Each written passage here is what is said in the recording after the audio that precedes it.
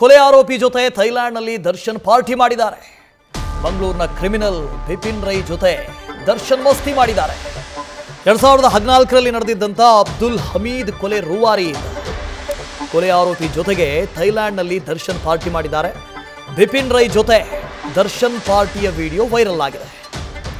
ಮಂಗಳೂರಿನಲ್ಲಿ ಫೈನಾನ್ಸ್ ನಡೆಸ್ತಾ ಇದ್ದಂತೆ ಈ ಬಿಪಿನ್ ರೈ ಹಿಂದೆ 2014ರಲ್ಲಿ ಅಬ್ದುಲ್ ಹಮೀದ್ ಕೊಲೆ ರೂವಾರಿ ಈ ರೈ ಇವರ ಜೊತೆಗೆ ದರ್ಶನ್ ಪಾರ್ಟಿ ಮಾಡಿದ್ದಾರೆ. ಇತ್ತೀಚೆಗೆ ಕೇರಳದ ದೇವಸ್ಥಾನಕ್ಕೆ ಭೇಟಿ ಕೊಟ್ಟಿದ್ದರು ದರ್ಶನ್. ಆ ಹೊತ್ತಿನಲ್ಲೂ ಕೂಡ ಒಬ್ಬ ರೌಡಿ ಶೀಟರ್ ಅವ್ರ ಜೊತೆ ಇದ್ದ. ಸೆಂಟ್ರಲ್ ಜೈಲಿಗೆ ಹಾಕೋದ್ರು. ಅಲ್ಲಿ ನೋಡಿದ್ರೆ ಅಲ್ಲೊಂದು 3-4 ಜನ ರೌಡಿಗಳು. ಅಲ್ಲಿಂದ ತೆಗೆದು ಬಳ್ಳಾರಿಗೆ ಹಾಕೋದು. ಅಲ್ಲಾದರೂ ಸುಮ್ಮನೆ ಇರ್ತಾರ ಅಂತ ಹೇಳಿದ್ರೆ ಅಲ್ಲೂ ಕೂಡ ಸಹವಾಸ ದೋಷ. ಇದಾದ ನಂತರ ಒಬ್ಬೊಬ್ಬರೇ ನೋಡಿ ಆ ಕೇಸ್ನ ಸಾಕ್ಷಿ, ಆ ಸಾಕ್ಷಿಯ ಜೊತೆಗೆ ಸಿನಿಮಾಗೆ ಹೋಗಿದ್ರು. ಇಲ್ಲಿ ನೋಡಿದ್ರೆ ಥೈಲ್ಯಾಂಡ್ಗೆ ಹೋಗಿದ್ದಾರೆ, ಬಹಳ ಖುಷಿಯಾಗಿದ್ದಾರೆ. ಸಿನಿಮಾದ ಶೂಟಿಂಗ್ ಹೋಗಿದ್ದಾರೆ ಅಂತ ಹೇಳಿದ್ರೆ ಅಲ್ಲಿ ಪಾರ್ಟಿ. ಯಾರ ಜೊತೆ ಪಾರ್ಟಿ? ಅಲ್ಲೂ ಕೂಡ ಒಬ್ಬ ಆಪಾದಿತನ ಜೊತೆಗೆ ಪಾರ್ಟಿ. 2014ರಲ್ಲಿ ಕೊಲೆ ಆರೋಪಿ ಆತ. ಆ ಆರೋಪಿಯ ಜೊತೆಗೆ ಪಾರ್ಟಿ ಮಾಡ್ತಾ ಇದ್ದಾರೆ. ಆರೋಪಿ ಸೊ ಜೊತೆ ಆಯ್ತಲ್ಲ ಅಲ್ಲಿ. ನೋಡಿ ಅವರು ಎಂಥ ಸಂಘವನ್ನು ಹುಡುಕ್ತಾ ಇದ್ದಾರೆ ಅಂತ ನೋಡಿ. ಅವ್ರಿಗೆ ಬೇಕಾದಂಥ ಸಂಘ ಇದೆಯಲ್ಲ. ಆರೋಪಿಗಳ ಜೊತೆಗೆ ಇರಬೇಕು ಅಂತನ, ಕ್ರಿಮಿನಲ್ಗಳ ಜೊತೆಗೆ ಇರಬೇಕು ಅಂತನ ಸುಪ್ರೀಂ ಕೋರ್ಟ್ ಭಾಳ ಚೆನ್ನಾಗಿ ಅಬ್ಸರ್ವ್ ಮಾಡುತ್ತೆ ರೀ. ಇದನ್ನೇ ಹೇಳಿದ್ದು ಸುಪ್ರೀಂ ಕೋರ್ಟ್. ನೆನ್ನೆ ಸುಪ್ರೀಂ ಕೋರ್ಟ್ ಹೇಳ್ತಲ್ಲ, ಇದನ್ನೇ ಹೇಳಿದ್ದವರು. ಹೇಗೆ ಬಿಟ್ರಿ ನೀವು? ಹ್ಯಾಬಿಚುವಲ್ ಅಫೆಂಡರ್ ಅಲ್ಲದೆ ಹೋಗಿರ್ಬೋದು, ಆದರೆ ಸಾಕ್ಷಿಗಳ ಮೇಲೆ ಪ್ರಭಾವ ಬೀರೋದಿಲ್ವಾ? ಆಯ್ತಪ್ಪ, ಜಾಮೀನಿನ ಮೇಲೆ ಹೊರಗಡೆ ಬಂದ ನಂತರ ಅವರ ನಡವಳಿಕೆ ಹೇಗಿದೆ? ಯಾರ್ಯಾರ ಜೊತೆಗೆ ಗುರುತಿಸ್ಕೊಳ್ತಾ ಇದ್ದಾರೆ? ಏನು ಕೆಲಸ ಮಾಡ್ತಾ ಇದ್ದಾರೆ? ಇದನ್ನೇ ಸುಪ್ರೀಂ ಕೋರ್ಟ್ ಹೇಳಿದ್ದು. ಇನ್ನೊಂದು ವಾರ ಇರೋದಷ್ಟೇ. ವಾರದ ನಂತರ ಸುಪ್ರೀಂ ಕೋರ್ಟ್ನಿಂದ ಮತ್ತೆ ತೀರ್ಪು ಬರುತ್ತೆ. ಜಾಮೀನು ರದ್ದಾಗುತ್ತೋ ಅಥವಾ ಜಾಮೀನು ಹೀಗೆ ಮುಂದುವರಿಯುತ್ತೋ ಇವೆಲ್ಲವೂ ಕೂಡ ಮ್ಯಾಟರ್ ಆಗ್ತವೆ.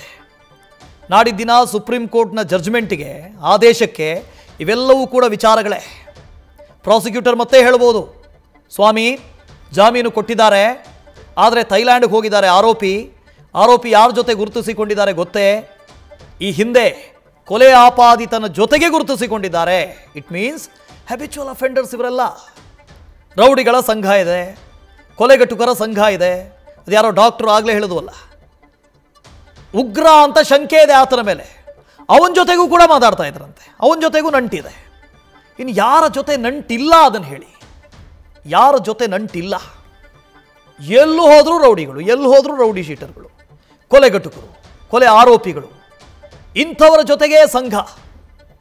ಇದು ನಿಜಕ್ಕೂ ದರ್ಶನ್ ಅವರಿಗೆ ಒಂದು ದೊಡ್ಡ ಕಂಟಕ ಆಗುತ್ತೆ. ಸುಪ್ರೀಂ ಕೋರ್ಟ್ನಲ್ಲಿ ಅದನ್ನೇ ಹೇಳಿದ್ದು. ಸರ್ಕಾರದ ಪರವಾದಂಥ ವಕೀಲರು ಇದನ್ನೇ ಹೇಳಿದ್ದಿದ್ದು. ಸ್ವಾಮಿ, ಹೈಕೋರ್ಟ್ ಜಾಮೀನು ಕೊಟ್ಟ ನಂತರ ದರ್ಶನ್ ಯಾರ ಜೊತೆ ಗುರುತಿಸಿಕೊಂಡ್ರು? ಇಡೀ ಕೇಸ್ನ ಸಾಕ್ಷಿಯಾಗಿರುವಂಥ ಚಿಕ್ಕಣ್ಣ ಅವರು ಕೂಡ ಸಾಕ್ಷಿ. ಅವ್ರ ಜೊತೆ ಸಿನಿಮಾ ವೀಕ್ಷಣೆಗೆ ಹೋಗಿದ್ದಾರೆ, ಸಾಕ್ಷಿಗಳ ಜೊತೆಗೆ ಹೋಗಿದ್ದಾರೆ. ಇದಾದ ನಂತರ ಈ ಥರದ ಕೊಲೆ ಆಪಾದಿತರ ಜೊತೆಗೂ ಕೂಡ ಕಾಣಿಸ್ಕೊಳ್ತಾ ಇದ್ದಾರೆ.